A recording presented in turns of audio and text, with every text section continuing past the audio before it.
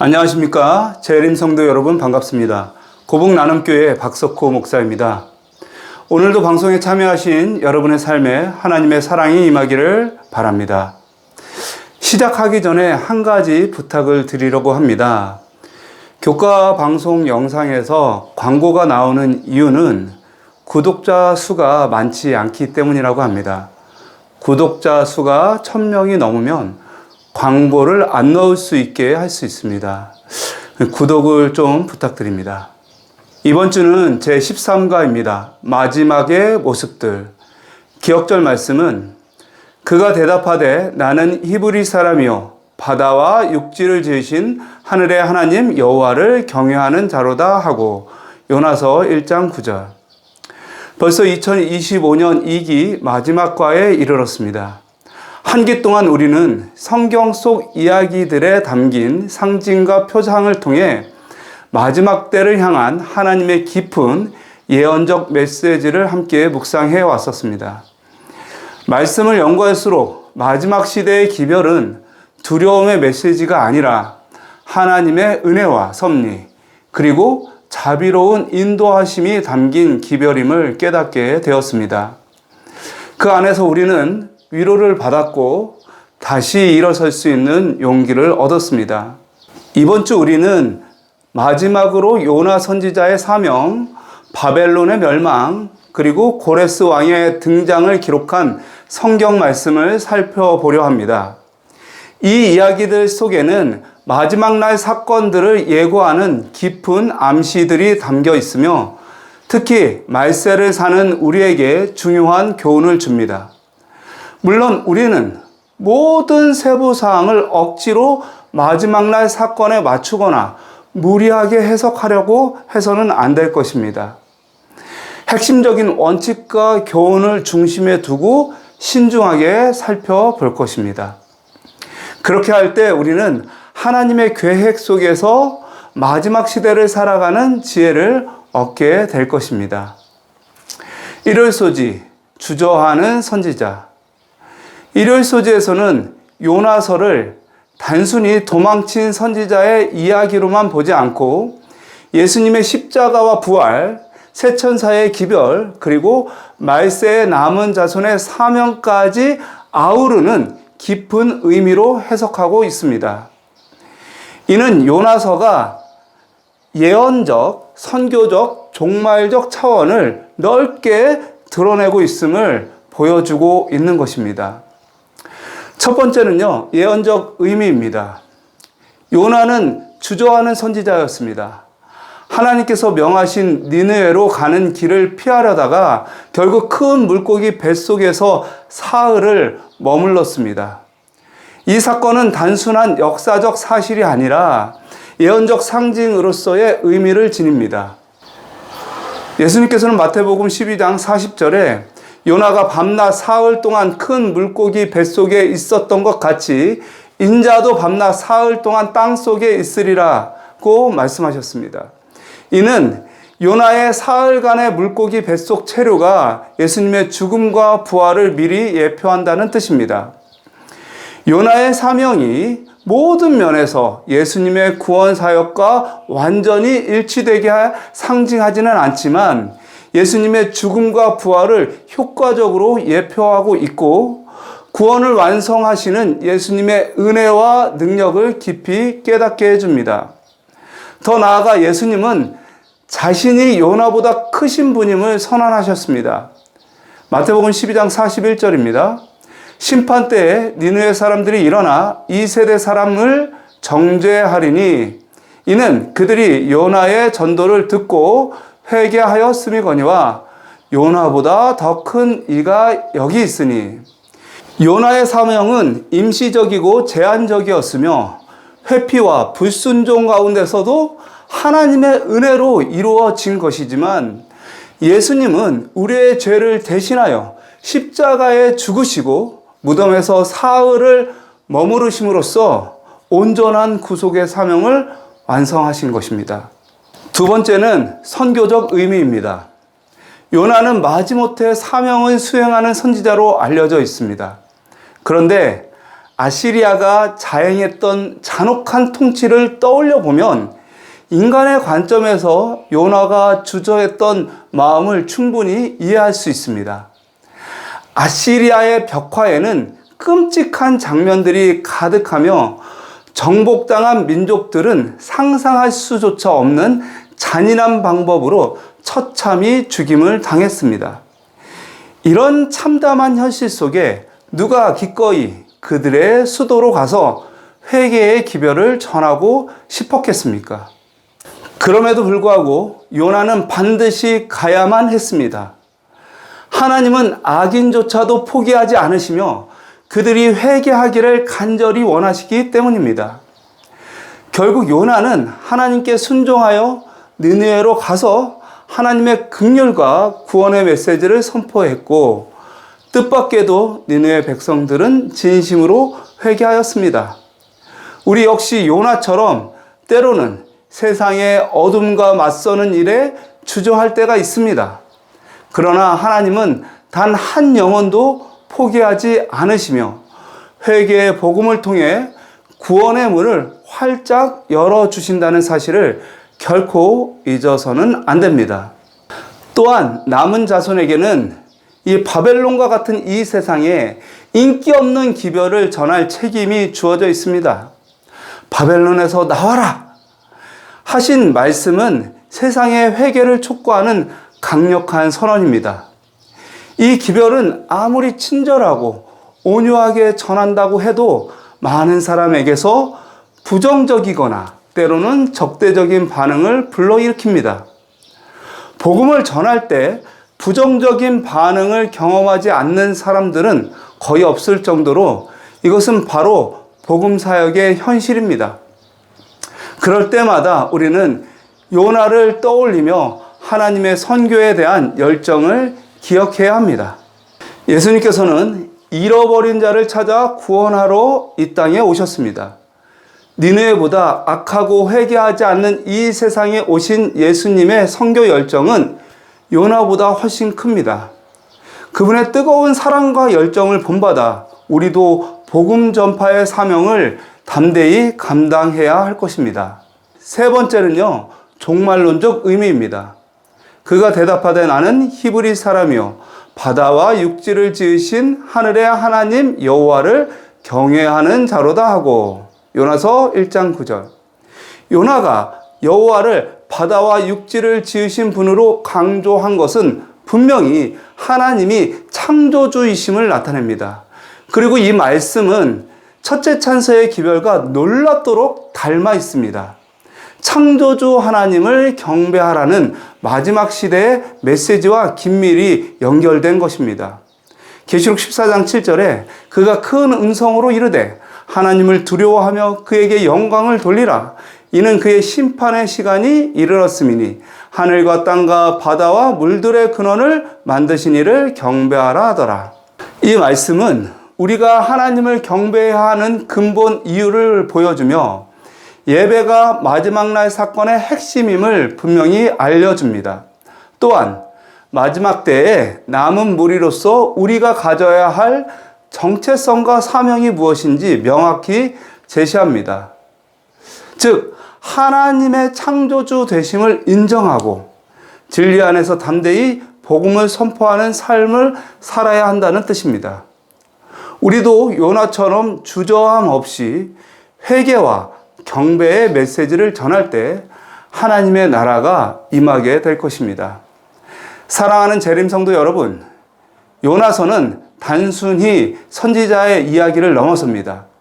예언적으로는 구원을 완성하는 예수 그리스도의 십자가와 부활을 예표하며, 선교적으로는 하나님의 긍휼과 회개의 메시지를 전하고, 종말론적으로는 마지막 때 남은 자의 신앙의 정체성과 사명을 가르쳐 주는 것입니다.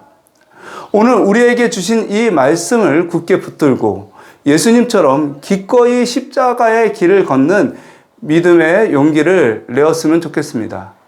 그리고 잃어버린 영혼을 향한 하나님의 사랑을 품고 복음을 전하는 축복된 사명을 감당하는 저와 여러분이 되시기를 진심으로 축원합니다. 월요일 소지입니다. 회개의 사역. 요나서 3장 4절입니다. 요나서가 그 성읍에 들어가서 하루 동안 다니며 외쳐 이르되 40일이 지나면 니느웨가 무너지리라 하였더니, 요나는 하나님의 부르심을 받고 니느웨로 가서 하나님의 기별을 선포합니다. 요나의 외침은 단순하고도 명확했습니다. 40일이 지나면 니느웨가 무너지리라. 이것은 사람의 말이 아니라 하나님께서 선지자를 통해 그들에게 적극적으로 전한 직접적인 경고입니다. 하나님이 명령하신 것이기에 심판이 분명히 임할 것이라는 예언입니다. 하지만 놀라운 반전이 일어났습니다.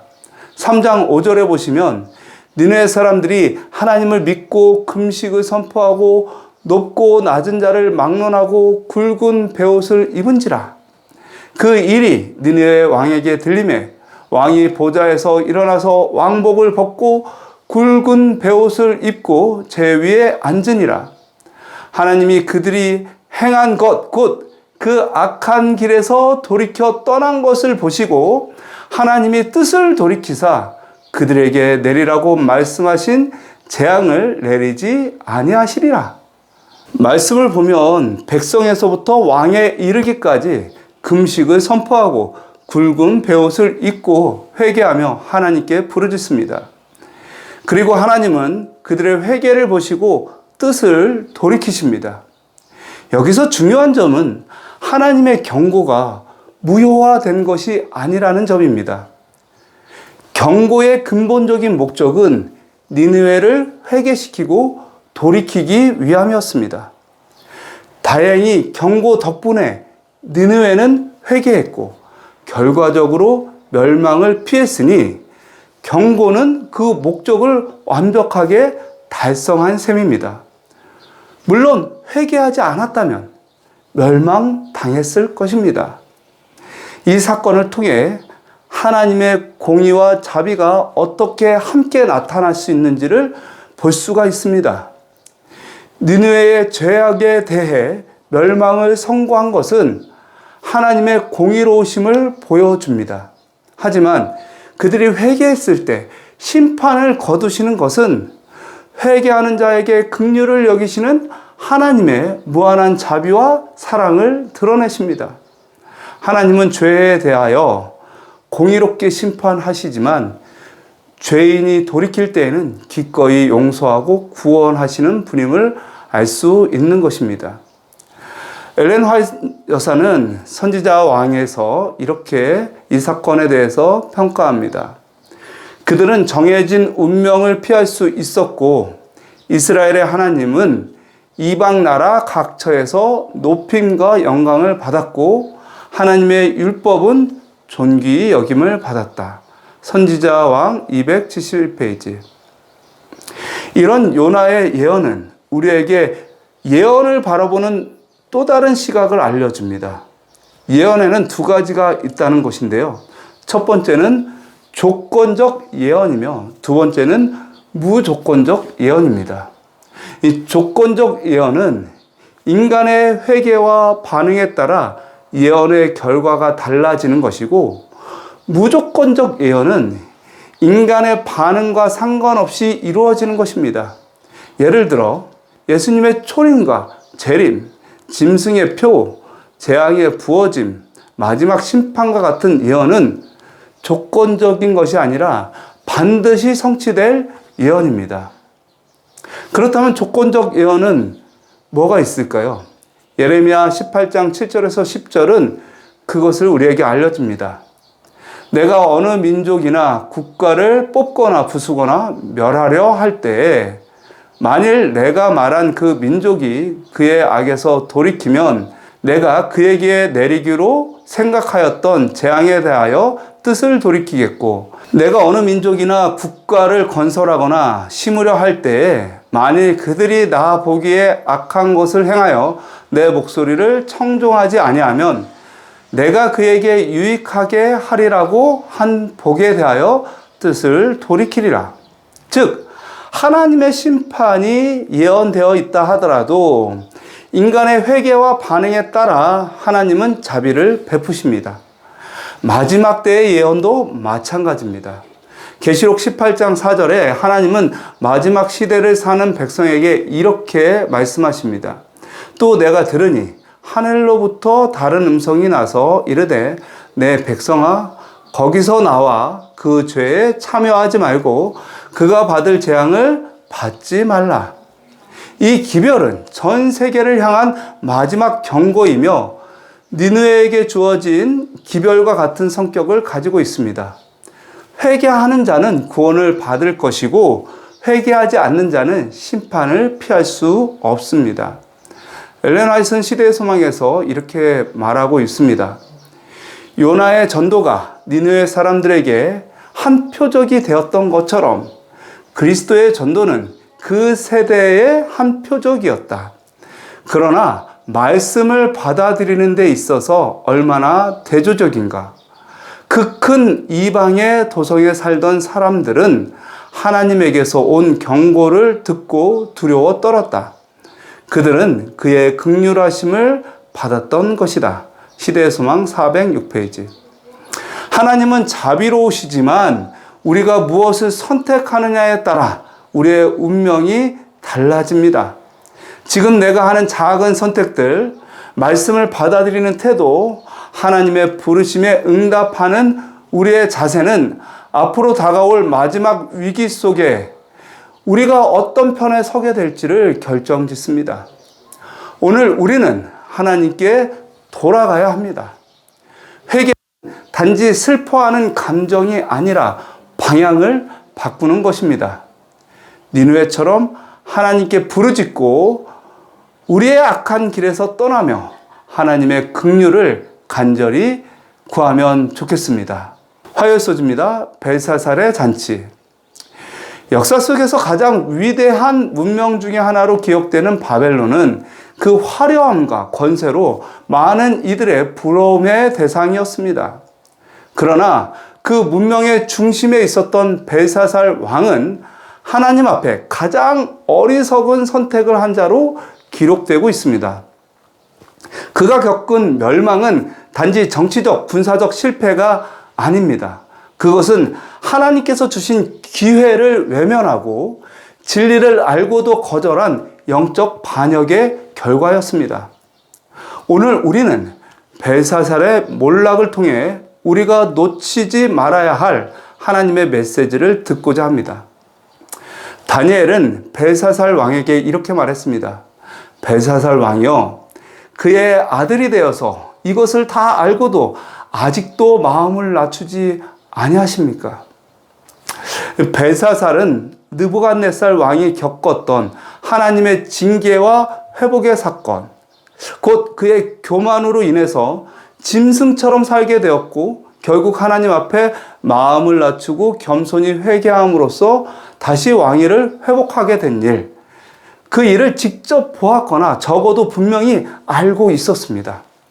그러나 그는 그 생생한 교훈을 가볍게 여기고 동일한 교만의 길을 걸었습니다. 하나님께서 그에게도 회개의 기회를 주셨지만 그는 느부갓네살과는 달리 마음을 낮추지 않았고 결국 그 교만은 돌이킬 수 없는 심판으로 이어진 것입니다. 선지자 왕에는 이렇게 증언하고 있습니다. 그는 은혜롭게 그에게 주어진 기회들을 낭비하였고 진리를 더욱 충분히 알 수 있는 방법을 익히 알고 있음에도 이를 활용하는 데 게을리하였다. 다니엘서 5장 2절에서 5절, 또 25절에서 27절에 벨사살이 술을 마실 때에 예루살렘 성전에서 탈취하여 온 금, 은 그릇을 가져오라고 명하였으니 이에 금 그릇을 가져오매 왕이 그 귀족들과 왕후들과 후궁들과 더불어 그것으로 마시더라. 그들이 술을 마시고는 그 금, 은, 구리, 쇠, 나무, 돌로 만든 신들을 찬양하니라. 그때 사람의 손가락들이 나타나서 석회벽에 글자를 쓰는데 기록된 글자는 이것이니 곧 메네 메네 데겔 우바르시니라. 메네는 하나님이 이미 왕의 나라의 시대를 세워서 그것을 끝나게 하셨다 하며, 데겔은 왕을 저울로 달아보니 부족함이 보였다 하며, 그는 하나님의 성전에서 가져온 그릇들을 술 마시는 잔으로 사용하며 자신들의 신을 찬양했습니다. 이는 단순한 실수가 아니라 하나님을 대적하고 우롱하는 행위였습니다. 그 순간부터 하나님의 손이 역사하기 시작했고, 메네 데겔 우바르신이라는 글자가 벽에 쓰이게 됩니다. 그의 죄는 단지 교만 때문이 아닙니다.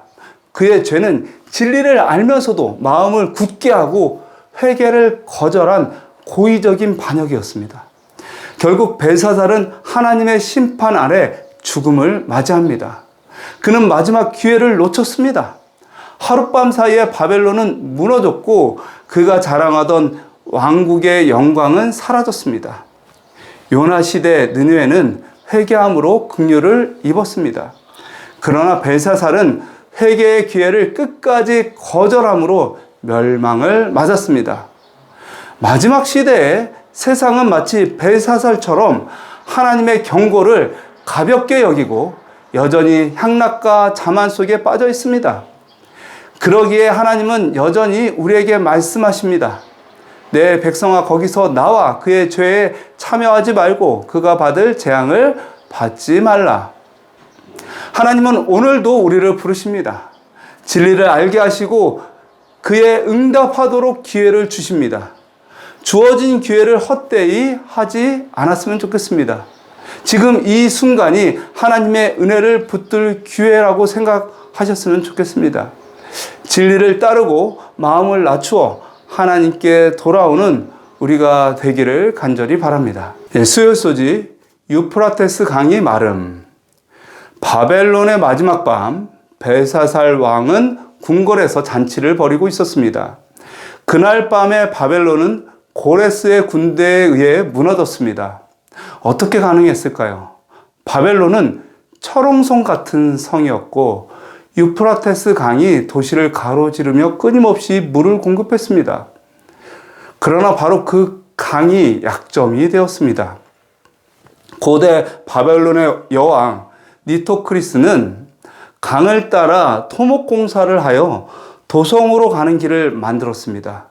그 과정에서 여왕은 인부들이 편안하게 작업을 할 수 있도록 강을 습지로 바꾸었습니다.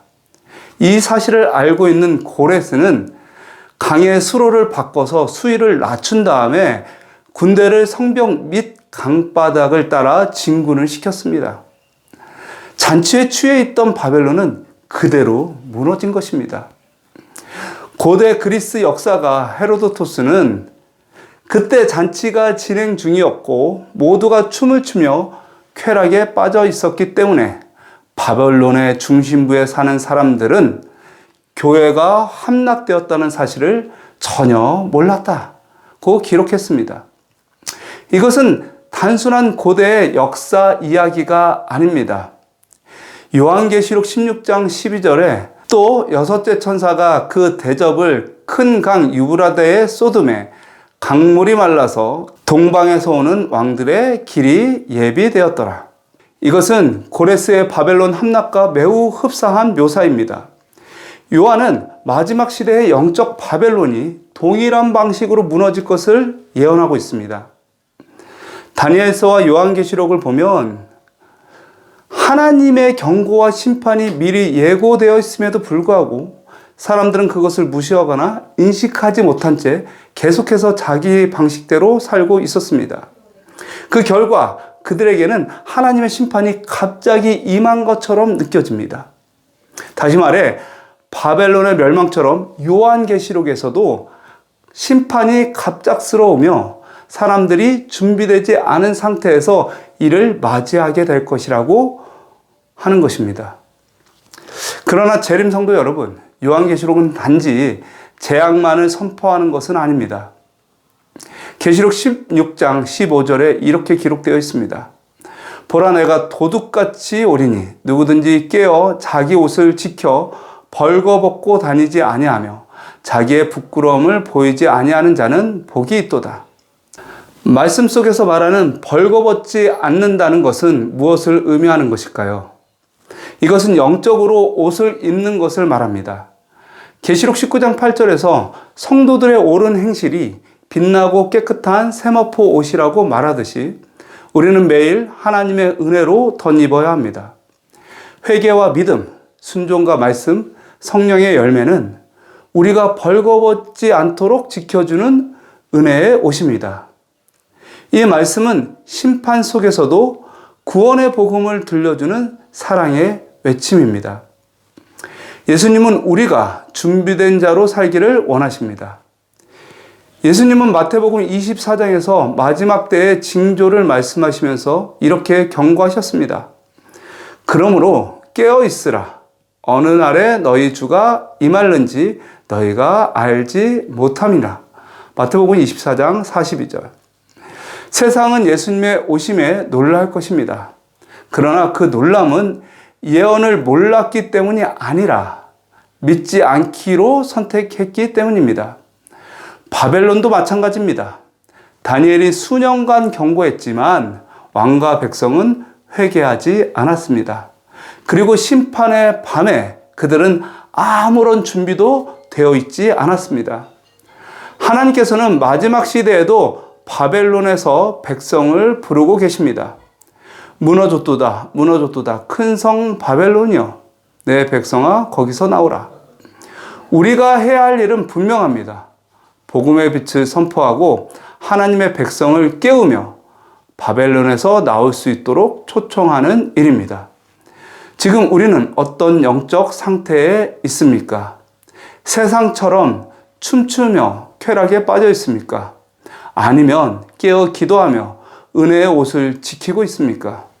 지금 이 시간 주님의 부름에 응답하셨으면 좋겠습니다.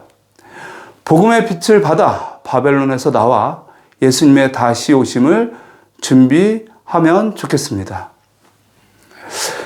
목요일소지 기름 부음 받은 종 고레스. 이사야 45장 1절에 여호와께서 그의 기름 부음을 받은 고레스에게 이같이 말씀하시되 내가 그의 오른손을 붙들고 그 앞에 열국을 항복하게 하며 내가 왕들의 허리를 풀어 그 앞에 문들을 열고 성문들이 닫히지 못하게 하리라. 이사야 45장 1절에서 하나님께서는 이방의 왕 고레스를 가리켜 내가 기름 부은 고레스라고 부르십니다. 이 말씀은 단순한 정치적인 칭호가 아니라 하나님께서 고레스를 하나님의 구속 역사 속에서 예표적인 존재로 사용하셨다는 의미입니다. 고레스는 바벨론을 멸망시키고 이스라엘 백성에게 자유를 선포하며 예루살렘으로 돌아가 성전을 재건할 수 있도록 칙령을 내립니다. 이 칙령은 포로로 있던 하나님의 백성을 해방시키는 은혜의 명령이었습니다. 역대하 36장 23절은 고레스의 칙령을 기록하며 이렇게 말합니다. 바사왕 고레스가 이같이 말하노니 하늘의 신 여호와께서 세상 만국을 내게 주셨고 나에게 명령하여 유다 예루살렘의 성전을 건축하라 하셨나니 너희 중에 그의 백성된 자는 다 올라갈지어다. 너희 하나님 여호와께서 함께 하시기를 원하노라 하였더라. 여기서 우리는 느부갓네살과 고레스 사이의 대조를 보게 됩니다. 느부갓네살은 예루살렘 성전을 무너뜨린 자였고 고레스는 예루살렘 성전을 재건한 자였습니다. 느부갓네살은 하나님의 백성을 포로로 잡아갔고 고레스는 하나님의 백성을 해방시킨 왕이었습니다. 그러나 놀랍게도 하나님은 두 왕 모두를 사용하셔서 하나님의 뜻을 이루셨습니다. 하나님의 주권과 섭리는 인간의 계획보다 훨씬 깊고 높습니다. 하나님께서 고레스를 기름 부은 자라고 부르신 것은 우연이 아닙니다. 고레스는 그리스도 사역을 예표하는 인물로 등장합니다. 그는 동방에서 오는 왕이었습니다. 바벨론과 전쟁을 벌였고요. 포로된 하나님의 백성을 해방시키고 약속의 땅으로 인도하는 왕이었습니다. 그런데 예수님의 임함, 인자의 임함도 이와 같습니다. 마태복음 24장 27절에 번개가 동편에서 나서 서편까지 번쩍임 같이 인자의 임함도 그러하리라.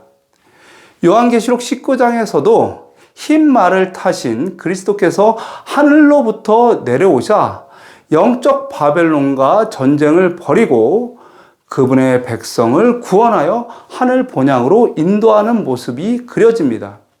고레스는 이 거룩한 그림자의 일부로 예수 그리스도의 재림을 상징적으로 드러내는 인물이었습니다. 그래서 하나님은 선지자 이사야를 통해 고레스가 태어나기도 전에 그의 이름과 사명을 예언하셨습니다.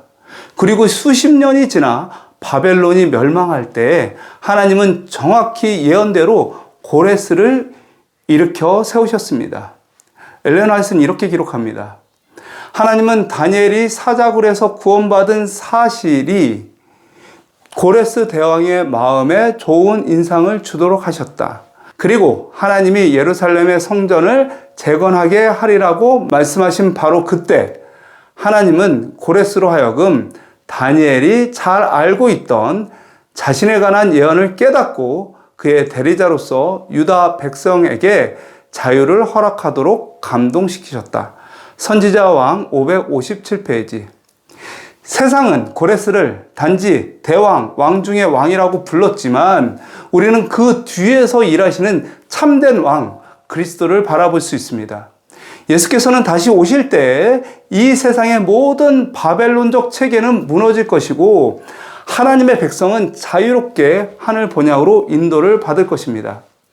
이방 나라의 왕조차도 하나님의 뜻을 이루기 위해 사용되었다면 하물며 마지막 시대에 예언된 사건들, 즉 그리스도의 재림과 바벨론의 심판도 반드시 이루어질 것입니다. 참고로 흥미로운 사실은 히브리어의 구약 성경은 말라기로 끝나지 않습니다. 고레스의 칙령으로 마칩니다. 그리고 마태복음은 예수님의 탄생으로 시작됩니다. 이것은 분명한 영적 연결입니다. 고레스는 지상의 성전을 재건하도록 허락한 왕. 예수님은 지금 하늘 성소에서 우리를 위해 중보하시는 참된 제사장이십니다. 그리고 머지않아 동방에서 오시는 영광의 왕으로서 다시 오실 것입니다. 그분은 영적 바벨론에 포로된 자를 해방시키시고 우리를 약속의 땅, 곧 하늘 본향으로 인도하실 것입니다. 이상으로 교과 해설을 마치겠습니다. 시청해 주셔서 감사합니다.